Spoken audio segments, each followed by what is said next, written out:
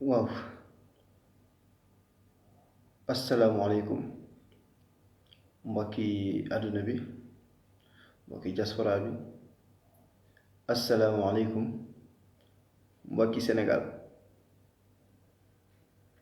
L'heure est grave. maa ngi leen di nuyu kenn ku nekk ci turam ak santam di nuyu mépp kilifa boo xam te ne tey maa ngi ci réew mi ak ci bitim réew. yaa xam nga kilifa diine, yaa xam nga kilifa aada, yaa xam nga kilifa àdduna, képp ak responsabilité bu mënti am ñu ngi lay ziar di la bëggee di ñaan ngeen wasaare vidéo bi, ngeen partagé ko. ñëw tey Pa Moussa maa ngi lay ziar di am mbégte ak kontaante bokk ak yéen débat bi. démb doon naa leen wax naa leen sama discours démb ak sama discours tey du nañu wute lool te tey di ngeen ci xam dara. waaw duñ naan alkaate du bàyyi dóore. bien sûr mon frère Ibrahima, l'heure est grave, l'heure est très grave sax ndaxte ñoo ngi nekk di dund benn situation boo xamante nii nekk na situation bu catastrophique. waaw nekk na situation bu catastrophique. donc di encourager suñu camarade suñu frère le président Ousmane Sonko ñoo ngi koy encourager bu baax a baax a baax. fu may démarrer nag ci waxtaan bi excusez-moi dafa mel ne takkuma suma roye, excusez-moi 5 secondes. mel na son bi ñëwul woon de dafa mel ne son bi ñëwul woon de ok c'est bon, xëy na doon na ñëw mais waaw yéen a ngi may en fait sama kit bi la fàtte woon. donc maa ngi leen di ziar bu baax a baax a baax a baax a baax di leen béggee bu baax a baax. fu may démarrer leen la mooy que ne jaajëf fu may démarrer leen la mooy que ne Sénégal 16,7 millions d'habitants lañ. si biir 16,7 millions d'habitants yooyu 6 millions ñoo ci inscrire. si biir 6 millions yooyu nga xam ne ñoom ñoo inscrire il y a que 4 millions de votants. est-ce que yéen a ngi may dégg bu baax a baax? c'est-à-dire que même la moitié sax de la du peuple ñoom inscrire ñu fii bokkuñu ci fichier électoral bi muy 8 millions. waaw jaa ngeen jëf gaay loolu dafa nekk premier constat bu may njëkk a def maanaam Sénégal ñun ñëpp 16,7 millions d'habitants lañ te 16,7 millions d'habitants yooyu noonu ba nii may wax yéen kii soog a juddu tey sax am na wàll ci réew mi am na ci cër. waaw ci biir 16,7 millions d'habitants yooyu noonu nee naa leen 6 millions d'inscrits la am 4 millions de votants. premier constat bee nekk noonu c'est-à-dire que nit ki bu muy wax rek ngeen ne ko yow kat Pastef nga bokk wala yow APR nga bokk wala yow fii nga bokk.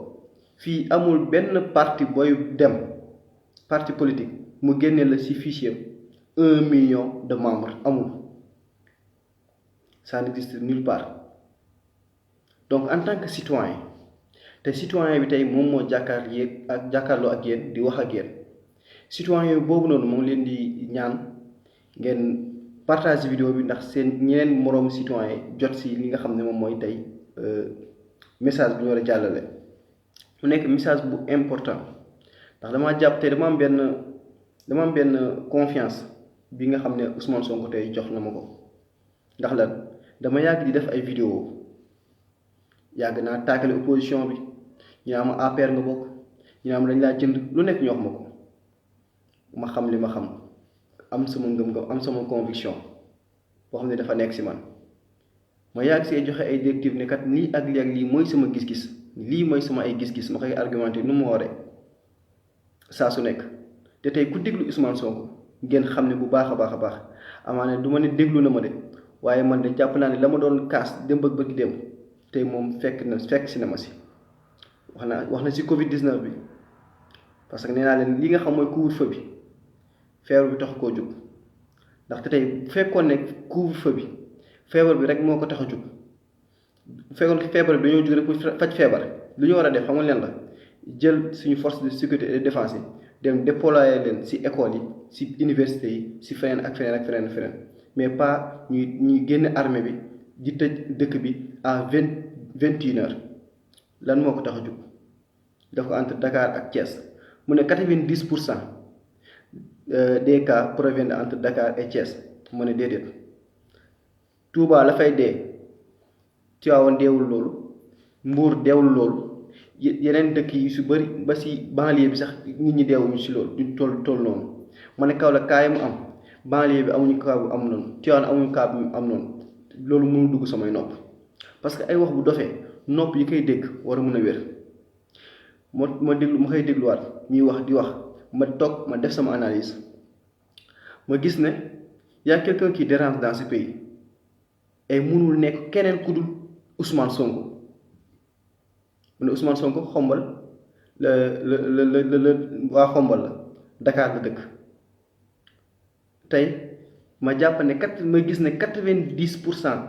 des entreprises multinationales yu si ëpp solo yu si ëpp doole seen QG yi moo ngi fii entre Dakar ak Thiès moo wax ko en direct ñëpp di ko dégg ma ne leen couvre-feu bii ak Dakar ak Thiès bi lu ko tax a jóg c'est pour ñu ko tuddee sax sauvegarder ou bien défendre les intérêts des multinationales mais pas pour notre sécurité ñun ndax ñun bëggewuñu bëgg goo xam te nañ ñu tegal couvre-feu pour bëgg ñoo aar ci feebar ma ne leen déedéet loolu mënuma koo gëm te tey l'histoire m'a donné raison fii laa taxaw nee naa leen man de sama xam-xam bu gàtt sama ko fay ñëw na Thierno nee naa leen man sama xam-xam bu gàtt su ma sañoon lii nga xam ne moom mooy moom mooy comment dirais-je moom mooy Ousmane Sonko su ma sañoon ñoom si boppam day jugee Dakar Thiès dem si beneen région boo xam te ne amul couvre-feu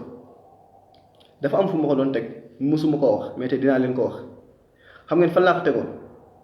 sama gis-gis lenn la woon mooy que ne bu fekkoon ne tey Ousmane Sonko il est en dehors de Dakar ak Thiès tey jii tey man Ardo dinaa mën a jugee sama kër dem fanaani biir këram dem fanaani buntu këram jaral na ma ko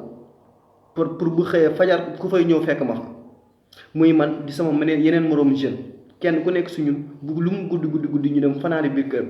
yoru ñu dem fanaani en face këram def foofu nok foofu noonu waaw rey fa guddi gi yëpp jaral nañu ko mais tey ji où je vous parle lu tax ma ne leen na génn entre diggante Dakar ak Thiès tey bu ko nguur gi bëggoon a jëli si heure couvre-feu kan moo koy yëg kan moo koy fekkee nii may wax ak yéen nii si couvre-feu bi nii bu Macky Sall bëggoon a jug dem jëli Ousmane Sonko du kenn ku koy teree jël waaw donc mais su may wax dañ naa ma non yow APR nga bokk da nga bëgg Ousmane Sonko daw non déedéet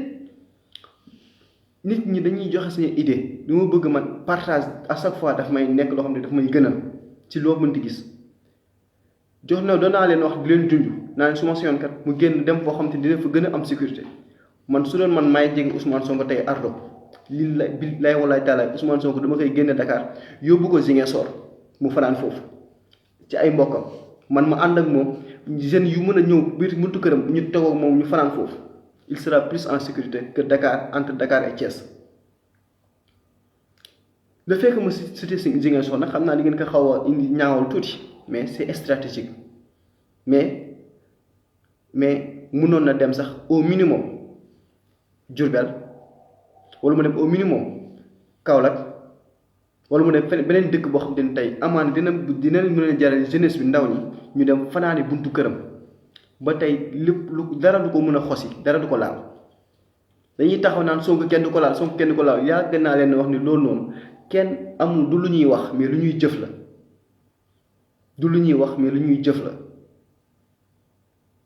man Ardo ñi ngi ñaata yoon lañ ma fi arrêté ndax lan injustice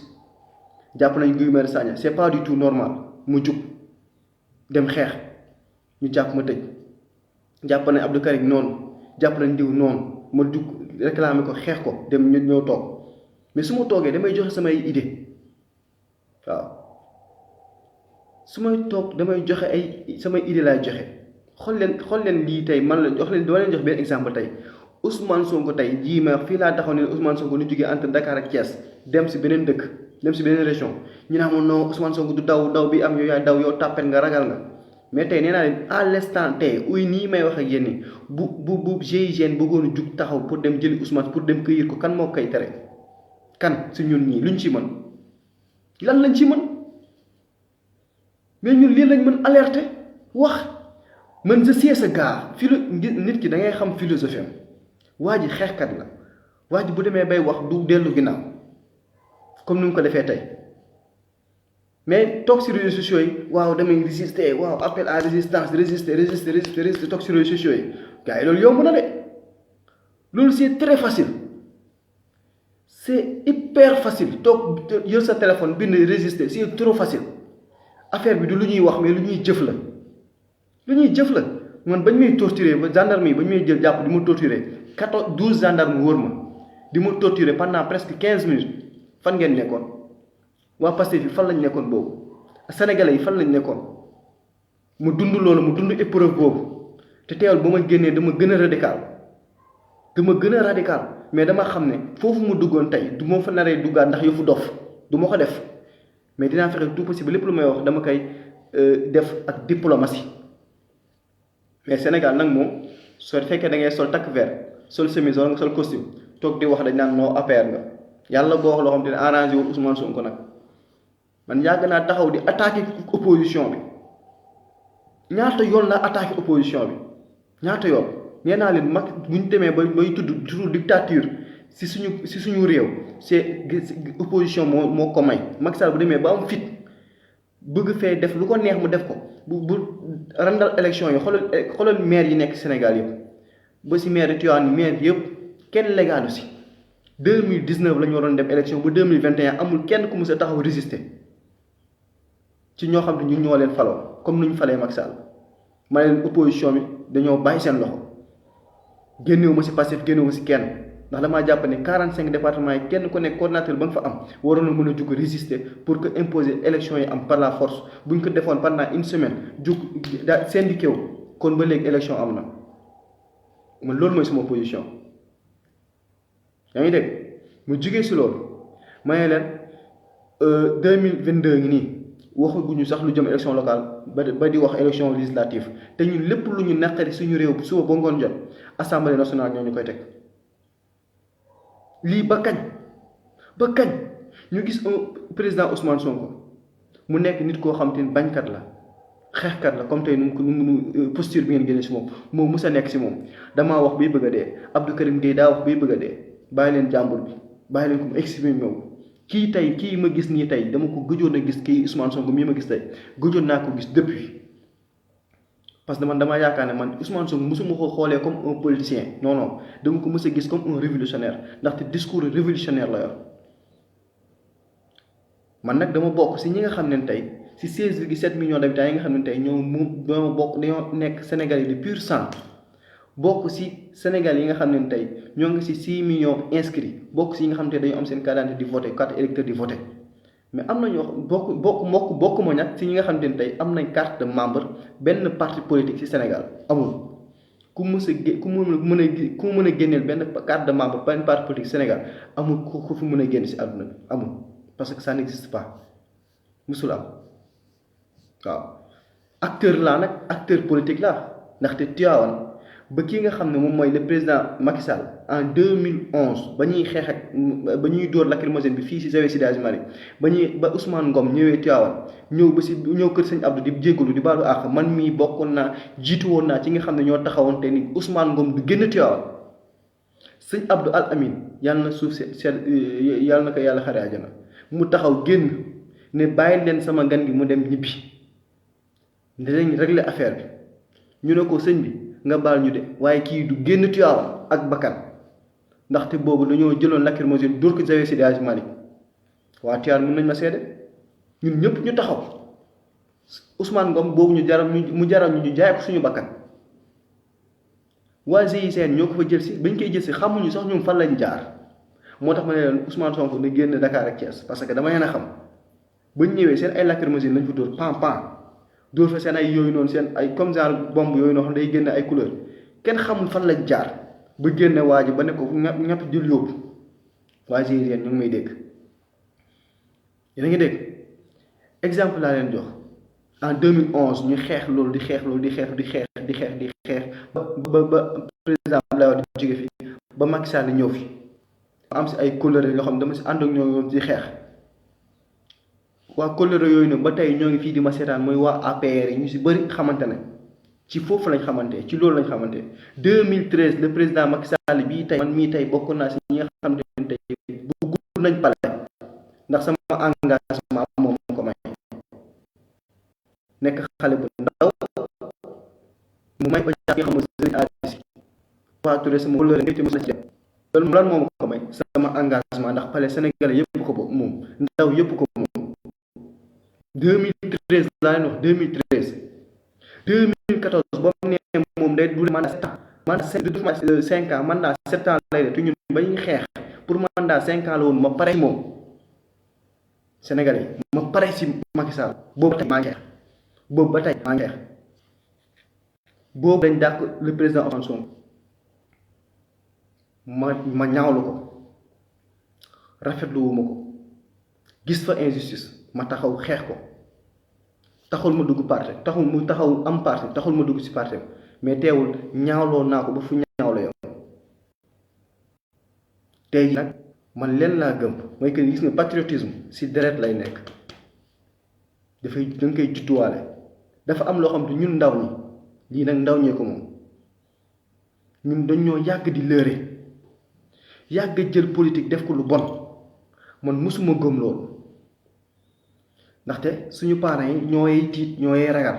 ndax buñ gisee li fii ñu bëgg a jaarale Ousmane Sonko tey buñ jëlee ndaw ñi leen carrément politique baaxul suñu parents yi ñooy tiit ñooy ragal ñu bañ a nit ndaw ñi bañ a dugg si politique mais dama ne la engagement day am prix politique Sénégal Afrique soo bëggee nekk bëgg politique day am prix à payer te loolu noonu Ousmane Sonko teel na koo comprendre. rare na si Afrique nga gis fi benn opposant bu taxaw temm jàkkaarloo adversaire am di xeex di jàkkaarloo moom di ko xeex rare na ba koroog muy jël nguur gi est-ce que am na sax bu amee dañ koy wàññi dem leen si pays Afrique yépp Adama Barrow président Gambie Sénégal gii lañ ko defee président fii lañ ko doon waajale fii lañ ko doon préparé dañ ko doon nëbb Yaya Jammeh bu yëgoon existence am da koy rey loolu moo tax Yaya Jammeh ak Macky Sall def ñu neen Ousmane Sonko nag am cet encadrement boo xamante ne tey waroon na ko mën a am ak projet bu mu toll ce n'est pas seulement pour Sénégal mais pour l'Afrique entière ak projet boobu mu am projet bu ngande boobu noonu mënul am sax benn encadrement boo xamante ne mën na ko permettre mu am benn garde corps boo xam da koy garder 24 heures sur 24 yàgg nañoo wax ñu ñuy saaga chaque jour ñaata yoon la ñu wax ñaata yoon quelqu'un qui a un projet boo xamante ni mën na révolutionner Afrique waxuma la Sénégal te Sénégal dafa nekk benn point stratégique si li nga xam mooy impérialisme en Afrique Gorée fan la xewoon Gorée lan fan la xewoon du Sénégal avant Gorée Saint-Louis lan la woon capitale de l'Afrique de l'Ouest AOF Saint-Louis ñëw Gorée mu nekk benn buntu boo xam ne ni aller sans retour esclave yi taaw esclave fii lañ doon jaar fii Dakar tey bu ma gisee ay nit di ndamoo ay Caaroy 44 mais Caaroy lan la woon africain lañ doon jàpp di leen jàpp moom ñooy tirailleurs yi Afrique ñu leen doon recruter ñoom lañ fan lañ defoon seen base fii si Dakar fii si Sénégal pour lan ñu mën a ñëw Sénégal pour lan ñu jugee Sénégal pour dem libérer ji France ndax France boobu fekk Hitler noonu leen mais te fii lañ doon jógee fii Dakar di dem fële nga xam ne moom moo doon France di dem si deuxième guerre bi sama maam bu jur sama papa yàgg naa leen ko wax bokkoon na si guerre boobu ba ñëwee ñoom ñëpp dañ leen doon jox fii suuf Ngor yii dañ leen doon jox suuf ci wetu aéroport bi ñu fa dëkk ay anciens petits fils ou bien des fils des tirailleurs lañ man sama maam xam la leen wax damay ñibbi Jolof daa ñibbi saa bàyyi la leen wax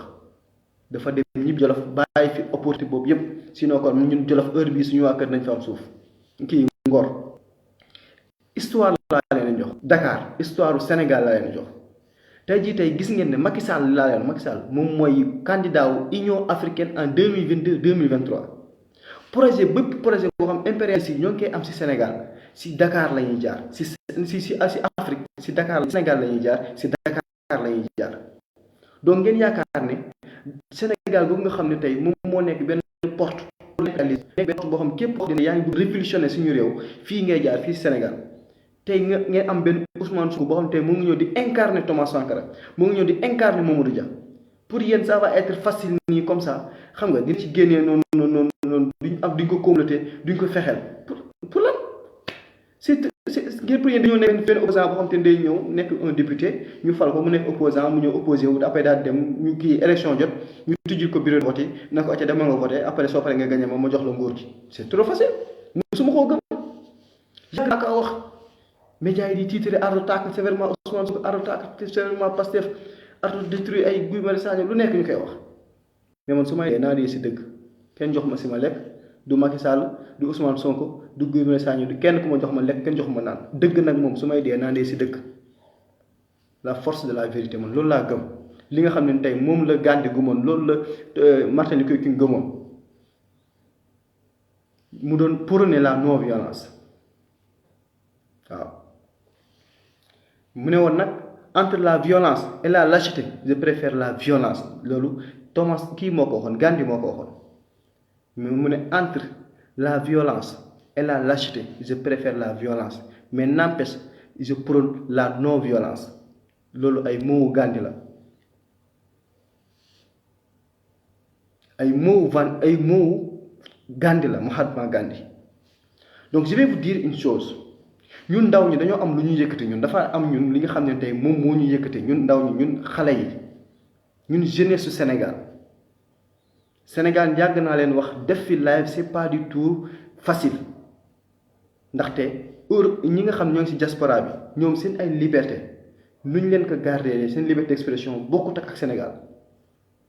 tey am na lu may wax loo xam ne leer na ma sama buntu kër am na benn RG boo xam ne moo ngi fi nekk di dof-doflu xam nga di yor ay sagar su ma fi waxoon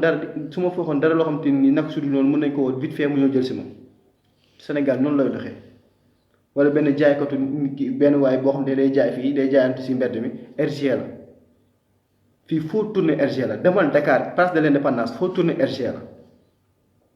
donc je vais vous dire une chose ñun ndaw ñi dafa am loo xam moom moo ñu yëkkati xam ngeen la le président Senghor ba muy ñëw Sénégal moo la gën a tayaatoo ne Sénégal am na pétrole mu bàyyi ko fi président ndax boobu xam na ne moom bu laalee pétrole Sénégal rek mooy que ne tubaab yi dañ koy nangu ndax boobu moomu ñëw suñu bopp en 1958 je rappelle ñun voté wuñu oui à l'indépendance si temps wu li nga xam ne moom moo nekkoon référendum ba non lañ voté woon xam ngeen pour lan pour communauté française non lañ voté woon am ba léegi sax déggoo ci Sénégal de xam nga lan la moo fi nekkoon fédération du Mali où est le Sénégal dans tout ça ñu dem ba diggante dak Sénégal ak Mali kan moo war a jiite le Soudan ñu am problème pour kan moo war a jiite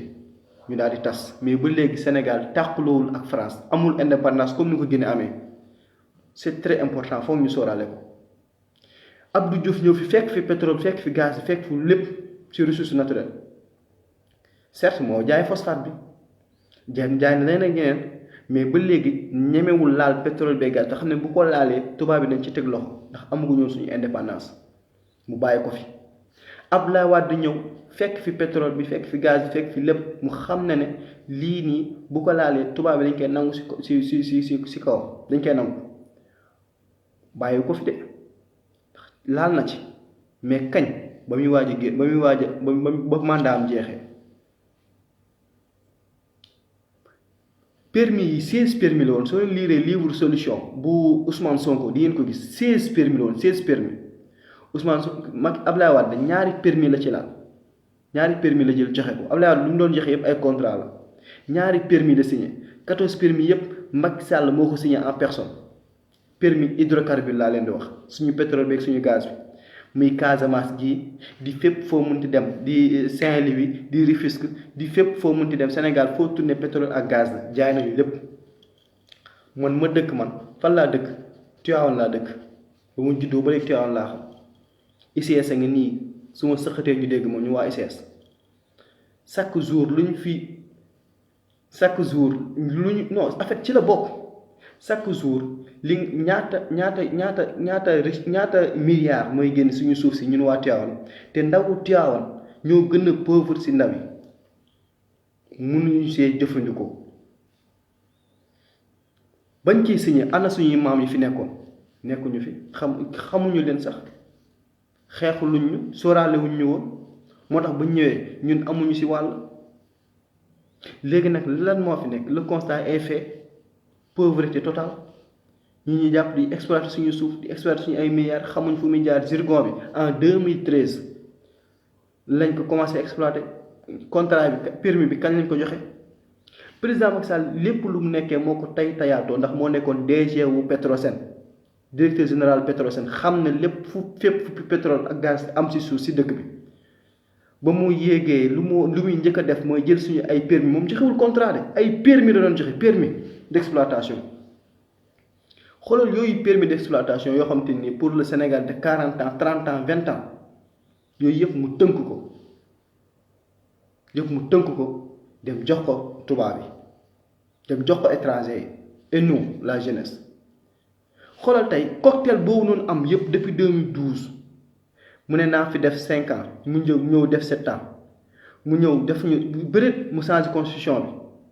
bi ñuy wax ay troisième 2 mandats 3 mandats xam nga de 7 ans 5 ans ñu dem aussi ñu war a dem élection kii 2019 mu changé kii bi indiwaat ay réforme indi parrainage ñu war a dem élection maa leen tànn sama bopp ba léegi ñëpp toog di ko bàyyi rek premier ministre mu supprimer ko ndax xam naa boobu da doon bañ genre yi di am ay genre yu affaire yi day am mu am wala yenn signature yu mu war a signé mu am koo xam ne war na mën a contre signé assemblée nationale ba léegi jàppale ko si ku ko neex mu tëj ko justice jàpp tëj ku ko neex justice day jàpp tëj yaa ngi dégg ku ko neexul mu ne carrément duñ ko tëj gis nañ fi la kaaw Aliou Dembourou Sow gis nañ fi kaaw am Aliou Dembourou Sow mu taxaw moom si boppam nañu carrément moom mooy xool ku xam te ku ko neex moom la ñuy tëj ku ko neexul du ko tëj dañuy xool ko xam te bu ñu ko tëjee def na tàkk def du ko tàkk loolu noonu tey moo indi déclic bi le cas de Ousmane Sonko dafa nekk benn cas bu ndaw lu tuuti lu ndaw a ndaw la ci li nga xam ne tey mën na taalab réew si par rapport ak Macky Sall dëli yi mu fi def yëpp problème yi mu fi indi yëpp xoolal Orange Sonatel boo xam ñun ñoo ko moomal suñu bopp suñu Sonatel ñu jël ko dem jaay ko Orange ñoom ñoo fa nekk actionnaire majoritaire dañuy ñooy buum di buum bi suñu réew yow sa communication sax moomatoo ko sa réew moomatuñ ko amul dara luñ ñu deseel autoroute à péage bi Total kase moo fa mënoon nekk ñuy taxaw di xeex naan entreprise sénégalais dañ fa war a nekk si autoroute à péage bi waaw léegi autorisé nañ fa EDK man daal benn jour laay dox ba si yàgg rek xippi samay bët xool EDK bu baax man EDK alal ji mu am nii ak affaire yi nu mu gaawee nii EDK moom sama xel tey quoi mu xool EDK gis si bleu blanc rouge mu ne non dem ba ka jaay nañu mu ne kii mooy traître bleu blanc rouge drapeau France pourquoi choisir beneen drapeau bu dul drapeau France mooy lii kay moo tax EDK ak Total kese nekk si autoroute à péage bi lii yoo xew suñu réew en fait je ne fais que constater les faits li fi am moom laa leen wax loo xam te nit ñi dañ ciy teg seen bët nit ñi jarul sax nga koy jeex de midi à 14h soo leen gisee ma choisir heure bii dama leen koy waxati ko minute bi may def live bi xam ngeen pour lan la pour montrer aux Sénégalais que la jeunesse est là ak seen ay passe nuit bu ñu xëyee amuñu lu ñu def amuñu liggéey jàng nañ am seen diplôme da ngay jàng am sa bac nga nekk nga nekk université am sa licence gis ko am doctorat toog si koñ bi di naan caayin guddi lay xaar passe nuit mu activé ko foo mun di toog ay grand bi nekk si diaspora bi grand doo mu yónnee foofu dara saa dëkk bi dëgër na de suñuy passe 2000 francs lañ mën a am dañu am un mois chaque guddi ñu am 1 giga gratuit raison pour laquelle vous voyez ce résultat baa ngi nii suba vendredi la jour ouvrable bu fekkoon ne tey ndaw ñi dañuy dem liggéey dañuy war a xëy suba 8 heures dem liggéey est-ce que te dinaa war a mën a def live bay am temps de vues comme ça man nag je vais vous dire une chose mooy que ne Sénégal ni mu mel Macky Sall dafa yàq dëkk bi ñun dañoo amoon espoir ci moom te xam nga moom il doit faire très attention Ablaye Wade dañoo xeex ba fal ko ba teg ko fi Ablaye Wade askan bi dañoo xeex ba fal ko fi ba teg ko fi Ablaye Wade daal di ñëw defal ñu loo xamante ni amul benn président bu ñu ko defalagul muy lan ñëw teg na ay pas pour jëlee ñu ak France pour tàqali ko ñu ak France daal fii jëlee base armée bu français mais xam ngeen yéen est-ce que yéen a ngi comprendre base armée dëkk boo xamante ni yow loolu xam nga lan lay signifier colonisation colonialisme lay signifier base armée le président Wade ñëw jële fi base armée bu français génne ko ci réew ne ko ñun suñu mën nañu sécuriser suñu bopp est-ce que di nga dem France ba fekk fa benn base armée bu Sénégal doo ko fa gis xalaatuñ ko. Premier manque de respect bi lan la Sénégal bu français bëggee ñëw Sénégal dafay dugg comme tout lag màlle tey jii en tant que jeune nga bëgg a dugg France soo amul visa doo fa dugg loolu rek dafa nekk loo xam manque de respect la notoire. Man nag je vais vous dire une chose, je vais vous dire la vérité li nga xam te ni tey mooy dëgg li nga xam te ni tey ndaw ñi tey jeunesse bi amul parti diw nee naa leen man maa ngi nii bokkuma ci benn parti politique amul benn formation politique boo xam mën nga fa génn sama carte amul ça n'existe pas te bëri naa ci ay morom nous constituons plus de 10 millions de personnes amul benn parti politique booy dem tey ba génne fa 1 million de membres amul. Donc affaire bi bu leen ko def affaire bi bu leen yaakaar ne mbirum politique la déclic nag day am mën na jugee fu nekk mën na jugee ci histoire bu nekk te lii xew suñu réew mi jamono ji déclic la boo xam ne tey waa Kër Massar yi nga xam ne tey inondation ba mu ñëwee ñoom ñëpp am ñoo am ba ñàkk nañ seen bakkan ñii ci ndox mi day ñëw ba seen kaw lal yi ñu toog di jooy ñun ñëpp di ci teg seen bët. waa Terme Sud yi nga xam ne dañ leen a fekk jaay leen doole di leen dóor génn leen seen biir kër daaneel seen kër yi waa Toobé yi nga xam ne waa ICS indien dañ leen fa fekk gendarme yi fekk leen fa jàpp leen dóor leen torturer leen tëj leen ci kaso bi jeunes yi nga xam ne tey dañ leen di jël ci entreprise yi xoolal 79 jeunes yoo xam ne tey dañ leen a dàq ci fi nga xam moom mooy hôtel de la place ñu dàq leen yaa ngi dégg ñaata ndaw ñoo xam ne ñooy subir injustice par jour amuñu fu ñu koy jooyee ndaxte moomuñu suñu bopp tey Ousmane Sonko ñëw moom am cette courage taxaw wax ne carrément man kat projet bii ma am soo ma falee soo ma nekkee président dinañ moom suñu bopp nañ am suñu souveraineté bopp waxul France dégage mais dafa ne le Sénégal d'abord. li nga xam ne tey Sénégal ñun ñoo ko am suñu alal la ñun ñoo koy jëkk a jëfandikoo tey débat bi loolu la waroon nekk dans tous les plateaux mais pas ay Ousmane Sonko dem na ci kii bi dem na ci salon ba Ousmane Sonko demul ci salon ba déedéet xam nga la moo waroon nekk débat bi tey opportunité la Amadou Ba mu may dégg tey opportunité bi nga xam ne Pastef am na ko ñëpp international bi ñëpp di teg bët di gis Sénégal di seeraan Sénégal fan lay mujj te opportunité la pour que les cadres ñu war a mën a toog ci plateau yi wax leen projet Ousmane Sonko wax leen kan mooy Ousmane Sonko mais cette opportunité là dama gis ne gars yi dañ koo xaw a raté ndax à chaque fois dañuy topp ci ay débat wu Ousmane Sonko moo def wala deful ak moo violé wul on s'en fout on s'en tape gars yi li jëntuwuñu loolu ñun ndaw ñi tey soo demee en fait 469 personnes la 480 jeunes yi nga xam ne tey dee nañ ci géej gi jeunes yooyu dee ci géej gi tey soo leen yeewoo te Ousmane Sonko mën naa ne participer na lu bëri si cette immigration irrégulière participer na si je vais vous dire comment ba affaire yi takkar naa si dafa dem ba ñu ba si ñoom toog ak ñoom toog si pirogue bi lan leen wax léegi na war a dem di xaru ji seen dëkk bi am na pétrole am na gaz am na lépp lu leen soxla toog leen fii ngeen rayante est-ce que boobu depuis boobu ba léegi est-ce que déggati ngeen ay morts ay 400 morts 500 morts déggoo leen ko parce que espoir la gis nga doomu aadama boo gis lenn ay dund si yow mooy lan yaakaar te yaakaar googu noonu moom la ndaw ñi am si le président Ousmane Sonko man damaa jàpp ne le président Macky Sall il n'est pas si intelligent que ça muusul ndax su muusoon il devrait faire très attention il devrait faire très attention gis nañ ne voté nañ fi catastrophe naturelle voté nañ fi catastrophe sanitaire mais lii catastrophe politique la lii xew nii catastrophe politique weesuwu ko ndax tey dafa am benn vent révolutionnaire bi am boo xam te ne tey amaana nit mënuñu koo téye ngelaw nit mënu koo téye loo xam te ne day ñëw te dañ cee egsi dañ cee toll gars yi bu leen ko jël à la légère déedéet lii c'est pas du tout facile le président Ousmane Sonko il faut que affaire bi moom tamit non comme li ma leen wax sànq xam nga bëgguma di répété waat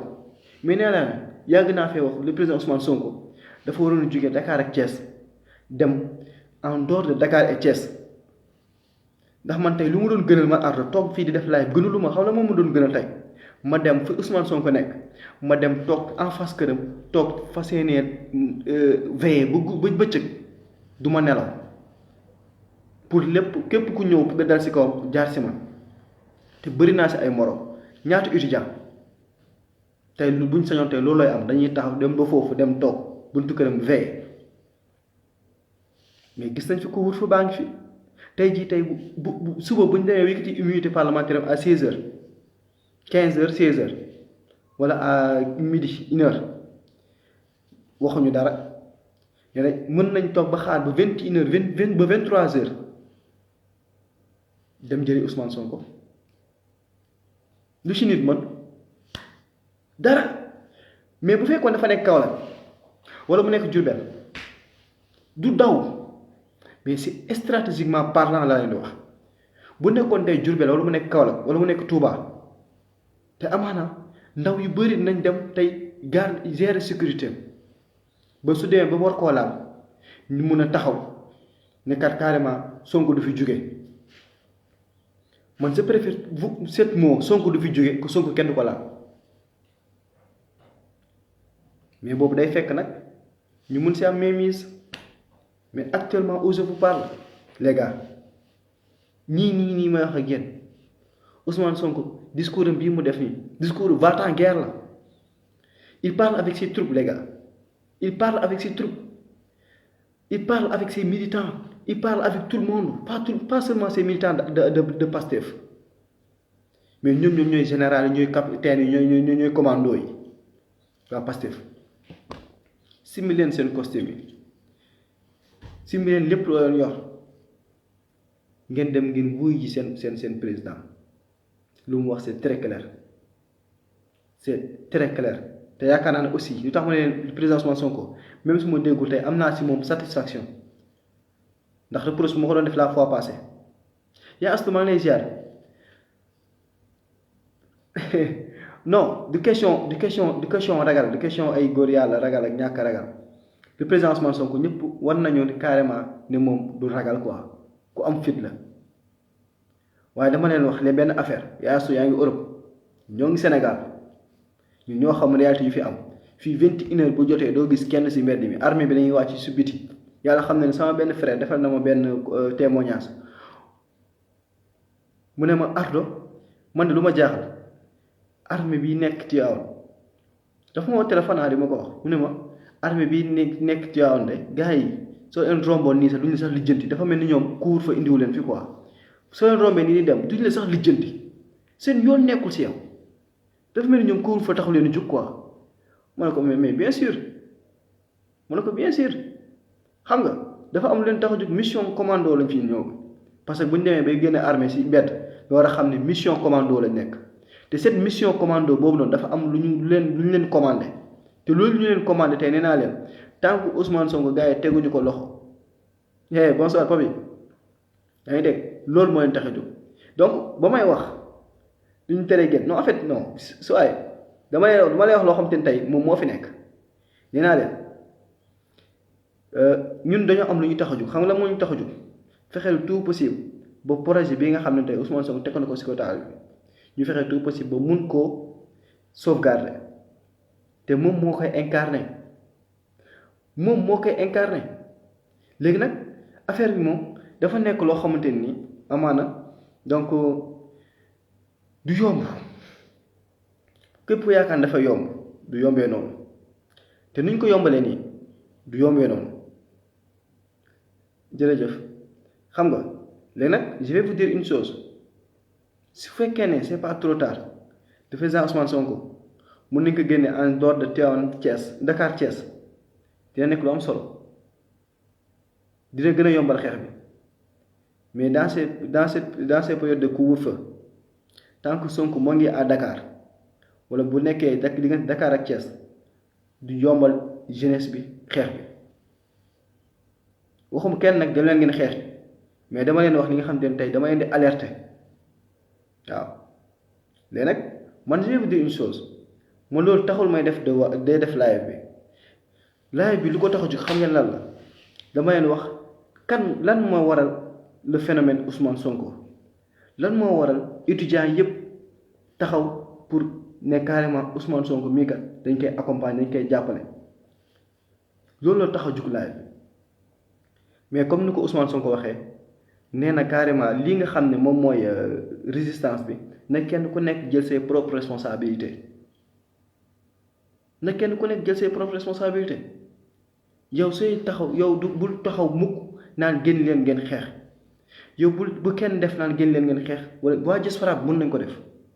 mais bu kenn taxaw naan génn leen ngeen xeex yow jëlee ses responsabilités yow nga taxaw nga assumer nga yegg carrément yow tu es un patriote Sénégal moo la ñor lii sa devoir nga def ko waaw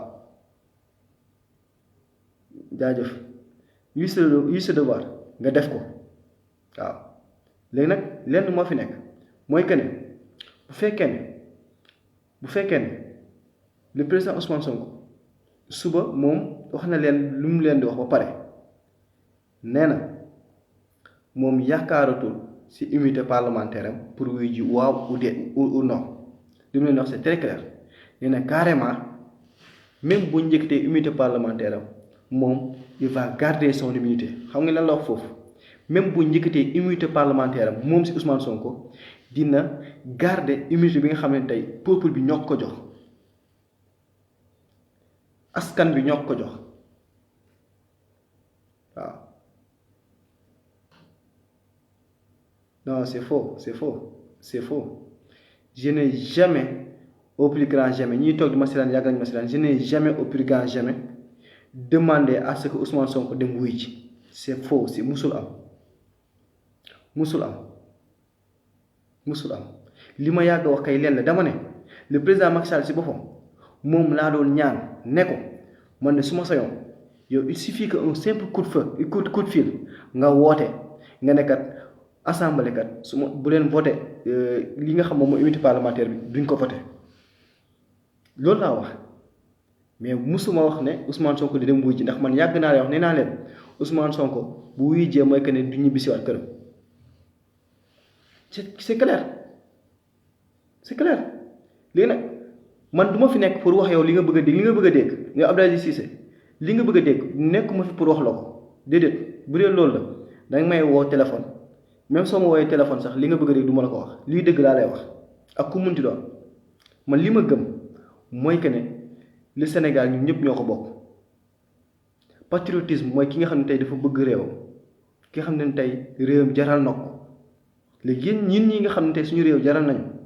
gis nañ ki nga xam ne tey taxaw na pour li nga xam ne tey waa réew mi ñoom ñoo ko moom seen projet bi nga xam ne tey waa réew mi tey ñoom ñoo ko moom seen alal mu jël ko delloo ko réewam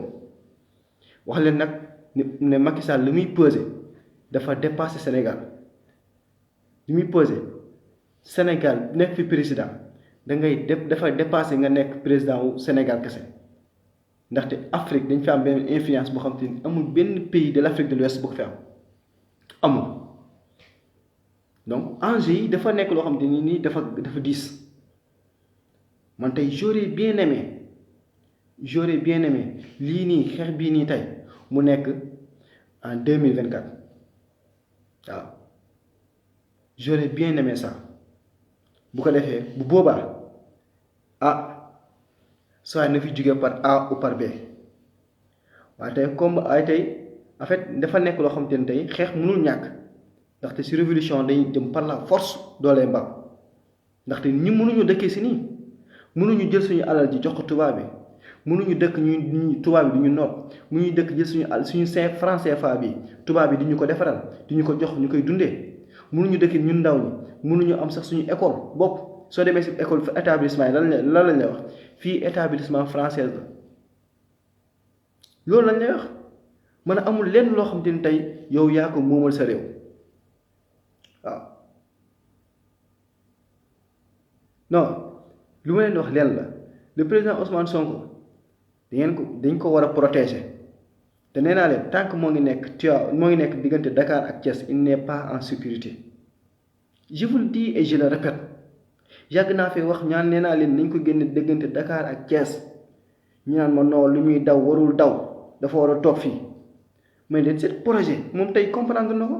nee naa leen projet couvre-feu bi yëpp loolu pour loolu la bu ñuy teg Ousmane Sonko loxo suba ginnaaw suba couvre-feu bi di dañ du vaccin yi de xam nga mais xool leen tey lu leen wan de Ousmane Sonko dafa nekk benn menace qui dépasse même le Sénégal l'Afrique mais c'est une menace pour les intérêts des multinationales ba Macky Sall bëggee wax ci affaire kaawu Ousmane Sonko kan la invité rajo France Internationale RFI waaw RFI la invité ba mu invité RFI ci la doon wax ci li nga xam moom mooy kaawu Ousmane Sonko kon ngeen xam ne cette affaire bu leen jàppee ne Macky Sall ku ñeme dañ laa déey yow base américain yaa ngi fi base français yaa ngi fi Macky Sall war a mën a taxaw ñëpp ñaan ko ne ko mu dellu ginnaaw mu ne du dellu ginnaaw jëpp ngeen gis ko mu ne carrément Ousmane Sonko tant que tëjuma ko si kaso bi du ma am lu ma gënal tey ci kaw Ousmane Sonko bii nii mu wane si faay ñetti yii nga xam ne tey moom lañ doon namoo naan mooy suñu démocratie séparation des pouvoirs musuma koo gëm législatif exécutif ak li nga xam ne moom mooy judiciaire tey le cas de Ousmane Sonko dafa fësal li nga xam ne mooy suñu vrai feebar mooy séparation des pouvoirs bi nga xam ne tey moom lañ doon namoo fu nekk mu nekk quelque chose loo xam te ne nii dañu ko doon neexale Ousmane Sonko ñëw génne faille bi génne limite bi parce que tey kaw Ousmane Sonko amul benn pouvoir bu ci laalu exécutif laal na ci au moment où ñu dem bu siy tudd parti boo xam te ni tey le président en personne parti politique am ñoo ko ci tudd donc exécutif laal na ci immunité parlementaire la am député la donc député législative bi laal na ci fële nu tey sax judiciaire doyen des juges moom moo saisir assemblée donc ki nga xam ne mooy justice bi laal nañ ci donc c'est clair waaw gars yi bu leen bàyyi xel bu leen di bàyyi xel ñi nga xam ne ñuy def ay faux compte di ma saaga xam nga donc man li may wax dama nekk loo xam te amaana dara tax koo jóg mooy lu dul di dire la vérité waaw nee naa leen y a cette force de la vérité moom laa leen di wax tey donc ñun dañu am suñu franc CFA bi ñu koy defaree Europe ñu koy defaree France plus précisément franc CFA boobu mu ngi signifié colonie française d'Afrique mu nekk loo xam te ni colonie la mooy nooteel seen colonne loo xam te mooy signifié suñu colonne vertébrale colonne vertébrale Sénégal France moo ko téye muy français muy CFA mooy suñu xaalis suñu koom-koom bañ ko téye ba pare ñun chaque année suñu ay li nga xam ne moom mooy ay bénéfice si franc CFA bu ñuy jox ñoom 50-50 lay doon benn 50 bi ñoom ñoo koy jël benn 50 bi ñun ñoo koy jëfandikoo ba pare ñun 50% yi ñuy wàccee ñoom ñoo ñu indi seen entreprise nañu carrément xaalis bi ngeen yor kat fii ngeen koy dugal total ngeen koy dugal Eiffage ngeen di jëndee seen ak carburant fii ak fii loolu lépp nag intérêt yooyu noonu yëpp Ousmane Sonko ñëw bëgg ne ko tapet bëgg ko fay jële. Ça ne sera pas du tout facile nekkul lu yomb gars yi. maa ngi interpeller sama ay camarades waa Y'en a marre les Y'en a marristes maa ngi leen di interpeller gis ngeen dépassé nañ fu ñu nekk di marche de contester loolu c'est dépassé ay marche le 5 ak ay dugal autorisation loolu c'est dépassé marche le 5 ak marche le 6 ak marche le 3 ak dem fii ak loolu c'est dépassé fi ñu toll nii xam fan lañ toll fexe lu tout possible ba xamal Macky Sall ne ko ñun ñooy ñan.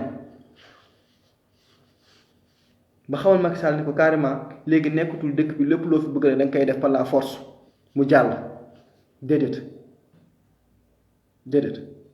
il faut que Macky Sall xam ban dëkk la jiite dëkk bi nga xam ne day yàgg nañ koo bàyyi muy def lu ko neex da ngay dem Dakar am na certaines localités yoo xam te ni ci capitale bi nañ toog 1 mois duñu am ndox léegi nag c'est le moment opportun pour que Macky Sall mën a xam moom ban askan la jiite. ba xam askan bi ay askanu tàppet la moom de nee na leen du ma gis lu xonk te du ma ragal moo ko wax le 31 décembre le président Macky Sall yéen c'est le moment pour que Macky Sall moom xam moom ban askan la jiite ba xam askanu tàppet la jiite wala ba xam askanu ñoo xam te dañoo bëgg seen réew askanu patriote ba xam askan boobu la bëgg. yaa astu man lu ma yàgg di def nit ñi yàgg nañ koo seede yàgg nañ koo gis du man maay prouver lan laa war a def amatul lu muy prouver ci Sénégal déedéet amatul man sama àdduna sama lépp dama koo xeex temps CM lycée ba fii mooy toggeen ni lépp dama koo xeex sama lépp dama koo xeex amul lenn loo xam ne dama koy nangu ci injustice amul bis bañ jàppee Guy Marius Sagna ñu ne mu jàpp nañ Guy Marius Sagna ak Assane Diouf ak ñoom Clédor yàlla xam ne sama rongoñ xaw naa wàcc.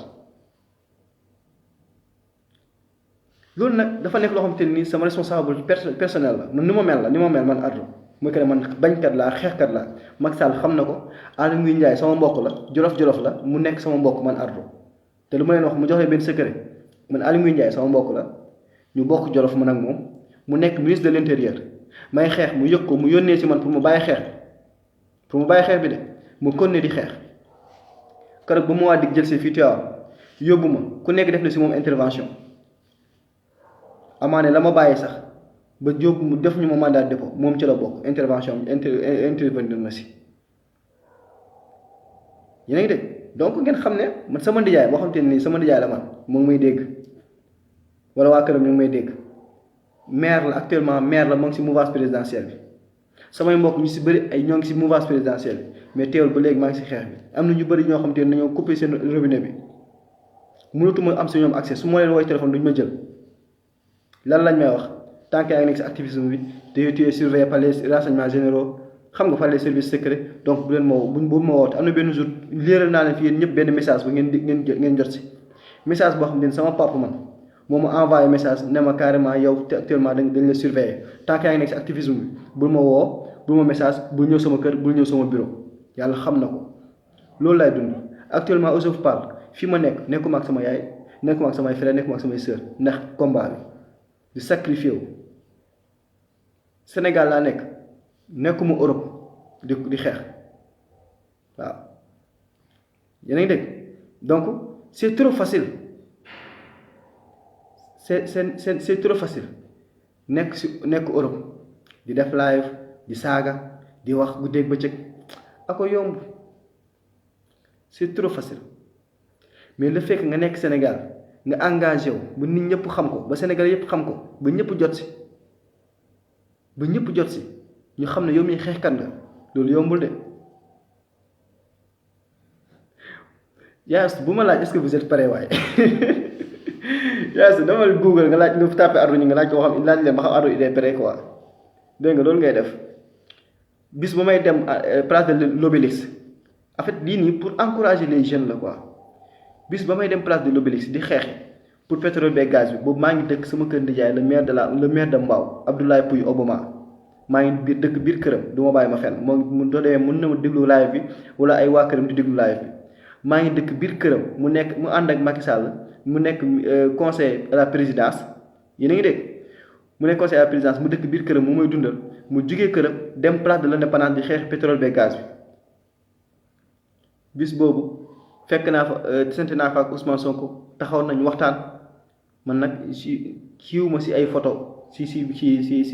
photo wuñu man ak moom taxaw nañ waxtaan mu encouragé ma rafetlu ko bis boobu laa wax nee naa leen kër monsieur le maire laa dëkkoon dama ko def benn yoon ñaari yoon mu ñëw woo ma bu ma ñëw ne ma man de mënu ma nekk ak Ablaye Macky Sall ba pare ngay xeex Macky Sall nekk sama kër dañ naan kat man damay ànd ak Macky Sall ba pare di nga xeex si suuf ba ma waxee loolu ma dégg lu ma waxul xam nga la laa si teg dama génn këram nànk dem kër ñoom Baba Top soo demee mën na ma dégg Baba Top kër fële kër kii ñu tuddee kër Massar mu jigéen Baba dem kër Massar nekk ak Baba Top pendant 1 mois ñu nekk si xeex donc sacrifice yi ma si def yow moo si gën a ndaw gars yi loolu moo si gën a tuuti donc bu ma kenn laaj ba xam pare nga wala pare woo démb waxoon naa il faut que kenn ku nekk jël ay propre responsabilité am xeex bi nekkul damay taxaw ne waaw man damay xeex Sonko kenn du ko laal déedéet du lu ñuy wax mais lu ñuy jëf la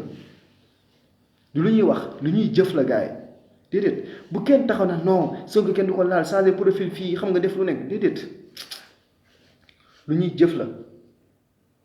lu ñuy jëf te man nii ma mel nii noonu laay màggaalee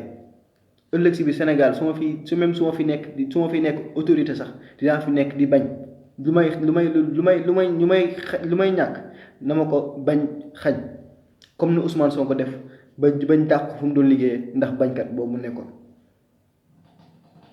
donc c'est très important lii nag may wax nii c'est pour motiver la jeunesse c'est pour que jeunesse bi xam ne carrément ñun on a besoin de vous la jeunesse waaw. léegi nag loolu mooy affaire bi quoi kenn ku nekk da ngay jël ses propres responsabilités si mbir mi kenn ku nekk am nga ci wàll ab tool la bu yaatu kenn ku nekk am nga ci loo war a bay bul xaar nag sa moroom ñëw di la ko bayal nga dem toog di naan ndox c'est de la lâcheté te nee naa leen Gandhi neewoon na entre la violence et la lâcheté je préfère la violence mais je prône la non violence dégg leen ko entre guillemets parce que moom dafa jàpp ne la violence c'est l'arme des faibles tey ñun amuñu armée amuñu alal amuñu arme amuñu dara lan lañ mën dem taxaw def benn bloc dem taxaw Ousmane Sonko kat suñu leader la dañuy taxaw pour soutenir ko loolu mooy la non violence mais teewul sa engagement sa détermination wane nga ko waaw man nag li ma bëgg mooy c'est cette motivation de la jeunesse sénégalaise ñu bañ a yem rek ci lii kase ñu bañ a yem rek ci benn euphorie bi leen yóbbaale xam nga benn cas bi kase non dañoo war a engagé wu jusqu'au bout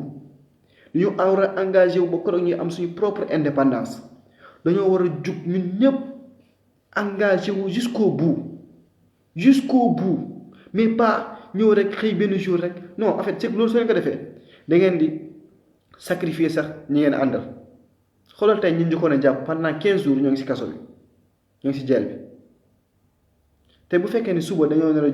Sénégal dañoo nar a jug rek pour taxaw soutenir Ousmane Sonko taxaw soutenir ko